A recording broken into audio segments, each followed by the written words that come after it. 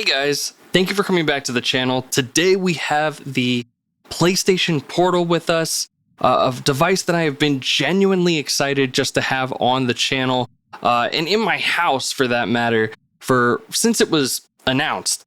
It's such an interesting device and sparked a lot of controversy online, mostly because of the fact that it does nothing else but support remote play.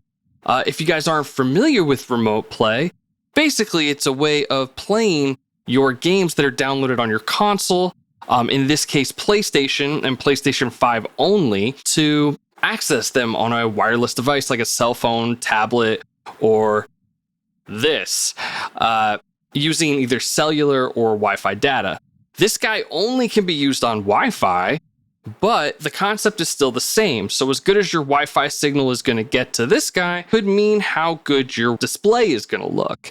And the same thing goes with the connection to your actual console as well. So, as long as you have those two things good, this may be a device that you're interested in. But there's a lot of things going on here, so let's go ahead and take a look at them and see if this is something for me and something maybe for you. I genuinely want to know your thoughts in the comments. Let me know what you think about this thing at the end, and I'm going to tell you guys if I'm going to keep this thing or not.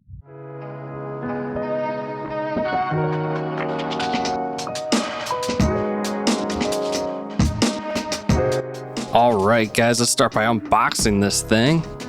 Nice gray box, nothing special. Little tab over here on the end, pull it out. Ooh. Open it up. And nice little bag. Nothing crazy in here. All right, feeling some controller. Okay. Well, this is a device. Lighter than I thought. Feels really good.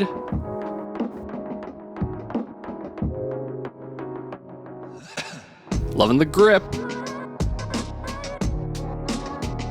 And let's take off the sticker.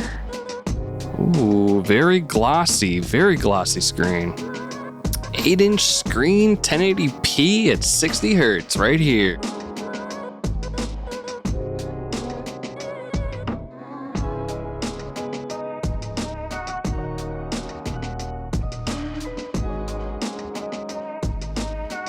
To set up the portal, first thing you want to do is head over to your PS5, then go over to the settings tab, then head to system, and then remote play, and you should find the enable remote play toggle. Make sure that's turned on. Do keep in mind you will have to sign in with your PlayStation account if for some reason you're not at this point, and you should be ready to head back to the portal. All right, come into the language menu. We're gonna go with the English, you like that? Get over to your network, put in your password. We're gonna agree and move on. Get a nice little QR code. It's like the biggest QR code I can ask for, and it just still won't grab it. Hey, got it. It's gonna ask if you want to approve it. You say yes, and then it's gonna say, hey, select your PS5. Select the PS5. I only got one PS5. Maybe that'll change once a Pro model comes out. And we're just gonna continue on forward. Shows you up here the menus. Not too much there, but I can go into that later if you guys want. And there you have it. There's the portal. It's connecting to the PlayStation 5. All right, ready to play. Jump in and voila.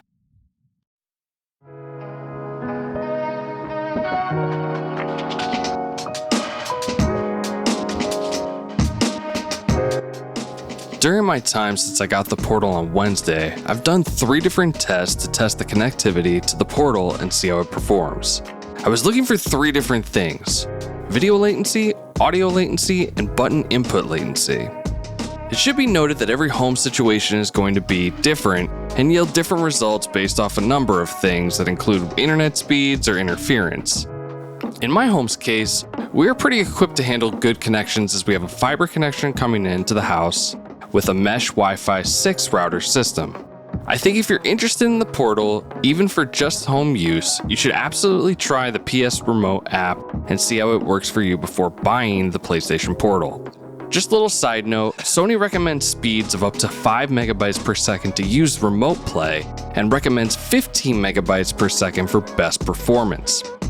The first test I had my PlayStation 5 connected via a wired LAN in the center of my household, so the connection to the PS5 was more than perfect for Sony's needs.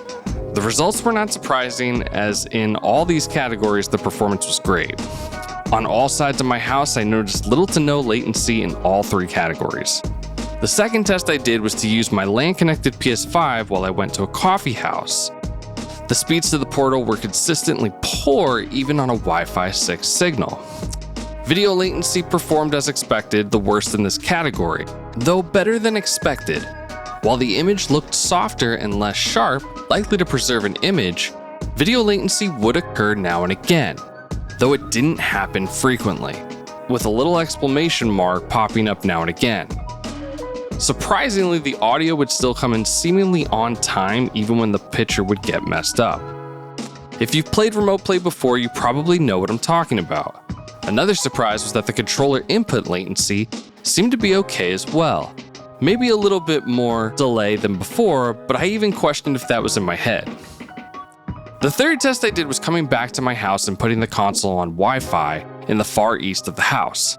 Signal strength of the console was still very good, but with interference now becoming more of a probable occurrence, the picture, while still clear, seemed as if it was coming in a little bit softer now when moving around the house or parking outside or far away from the console.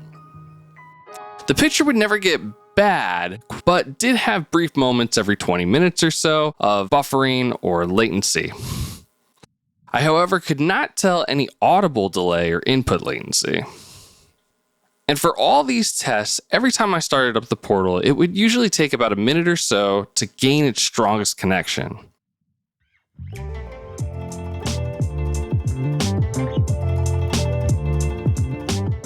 So one of the biggest reasons I think this thing sparks so much controversy online is because it comes in at a very hot price point of $200 USD. That for something that supports just remote play seems a little pricey, but we have got a device here that's much more comfortable than average remote play on something like, say, a Backbone, which we have basically been given a few years now to try out. These things work great, but the difference between this and this is that you actually get the full DualSense features on this device. The haptics all feel the same. The buttons all feel the same on this guy. The only difference you can actually see between this and a regular PlayStation controller, too much crap, is the actual thumbsticks here. These are actually smaller than the traditional PlayStation DualSense controller. Now, it really didn't make a difference to me when I was playing. I think it feels really good in the hands as far as just playing around. There is also some additional grip here on the back. You can kind of hear it as I'm scratching it, and that also feels really good. And I would say one of the biggest features on this thing as well is that you get a full display. You get the actual aspect ratio that's going on here. Now, if you guys have ever seen remote play on something like this or on a tablet, sometimes you can get those big black bars, kills the aspect ratio, crushes your image, and makes it look very small. This is just totally screen, and I love that. And I think you guys are going to enjoy the window size if you decide to pick this up. So on the back of the device, you do have a USB-C connection for charging, and you also do have a 3.5 millimeter jack. This is strictly just for wired headphones. I did try to plug in something like a Bluetooth connector here to see if I can work with that, and it didn't work as well as I was hoping. If you guys have any luck, otherwise let me know in the comments, but This does not support Bluetooth. One of the worst things about it, to have a handheld that just doesn't support Bluetooth in general, it just doesn't make any sense to me. I know Sony would argue that the PlayStation, or that the Bluetooth frequencies can get in the way of Wi-Fi frequencies, but we've seen it very clearly work on other things like the Switch, PC, and it could be a whole topic for another video, and I think it is, but I don't know why it didn't come included with this. They do, however, offer their own service as far as PlayStation Link, which is a licensed product of Sony's to be able to use their own certified earbuds and headsets and whatnot. There's only a few out there. We do have the PlayStation Explorer headphones coming out, or earbuds, and those will be able to work wirelessly with these. But it just seems those are going to be like $200, so I just hate that I can't use my earbuds. Anyway, as far as like pros and cons of this thing, because I've been using Remote Play for years, and I have a tablet that I take around with me. It's an OLED tablet. It's very nice. It's Samsung Tab S6 Plus or 7 Plus, I can't even remember, but it's a very nice tablet. I also have my phone, which I use Remote Play on with the Backbone, and it also works really well. So when this thing came around, I was wondering who they were kind of marketing to, and I think a lot of people were, and I'm still wondering that to a certain extent. But it is convenient. It feels good to sit in front of a TV and watch your wife watch something you hate and just be able to play something like this, opposed to setting it up on a tablet, getting your Bluetooth controller all ready to go with that tablet, and then kind of sitting in an awkward position looking down, opposed to just the ergonomics of this, which is just great. Having the haptic feedback there from PlayStation does make the immersion awesome. It's something I really do enjoy about their controllers, and I think they've done a great job over there with it. And yeah, it's just super light too. It's a very light product, and because of that, it just makes it very easy to kind of, have in the hands, put it down, not worry about it too much, even though I'm very excited to see accessories and cases for this. The speakers, if you're not using headphones, sound fantastic. Like, they really do. They're loud, and they're as loud as they should be for the most part.